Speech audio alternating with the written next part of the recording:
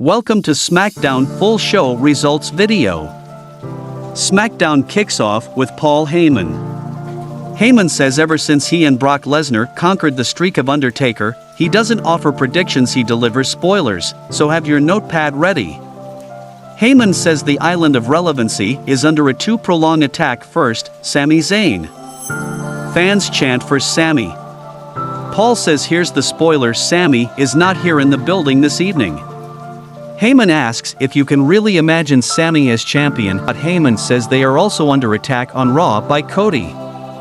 Heyman calls Cody a dumbass and says he didn't know Dusty Rhodes raised an idiot for a son.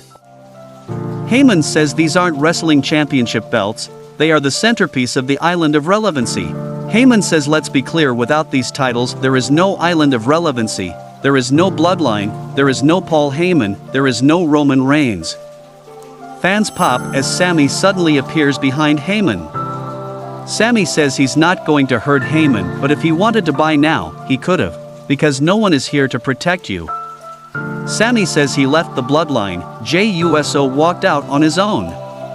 What do you think Jimmy Uso will do next? Side with his abusive cousin or his twin brother? What about Sikoa? Sami says Reigns pulled Sikoa closer to his hip and isolated him as soon as he saw Sikoa could think on his own. Sami says he's got another spoiler for Heyman.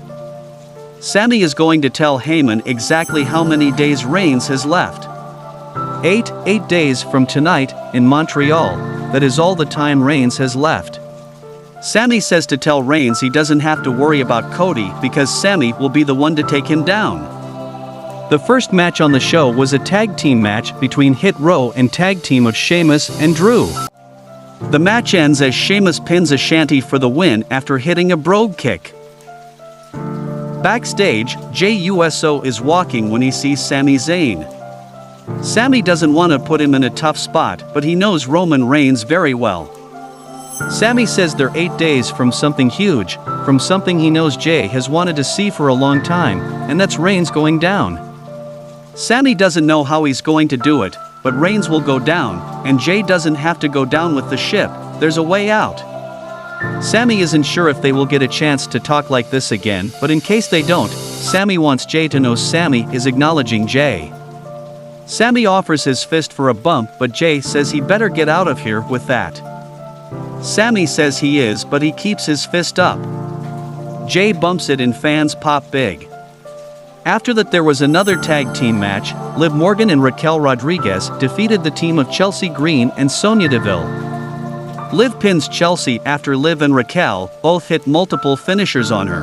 Backstage, Michael Cole sits down with Charlotte Flair for an interview. Flair says 3 years ago Rhea Ripley chose her because she knew Flair was the top of the mountain she had to climb. She says they had their match and was impressed with Ripley and thought she did great, but Ripley was young, green, not ready, and Flair won. Flair mentions how Ripley says she's ready now, but it's going to take Ripley more than 3 years to get on her level. Ripley said Flair put her in her place 3 years ago, but no, she taught her a lesson 3 years ago, and now at WrestleMania 39, in front of more than 80,000 fans, she will put Ripley in her place once and for all. The final match on the show was a fatal four-way match between Karrion Kross, Rey Mysterio, Madcap Moss and Santos Escobar to determine the #1 contender for Gunther's Intercontinental title. Madcap wins the match as he pins Rey after hitting a top rope elbow drop. He will now face Gunther next week for the championship.